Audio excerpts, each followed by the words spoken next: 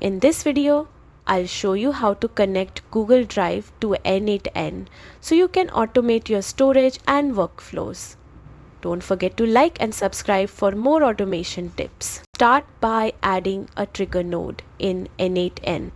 You can use a webhook to capture external events, a scheduled trigger to run at specific times, or a manual trigger if you're just testing.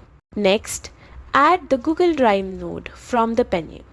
Choose whether you want to work with files or folders. For example, select Upload File to add a document, Create Folder to organize files, or Search File/folder to quickly locate items. Configure the parameters like file paths or metadata.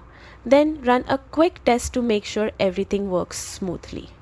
Once it's verified, you can connect Google Drive with other nodes, like sending new files via email, storing metadata in a database, or even processing documents with AI tools. And that's it! Your Google Drive is now connected to N8N, ready to power smart automated workflows. Thanks for watching. Hit like and subscribe for more quick N8N tutorials.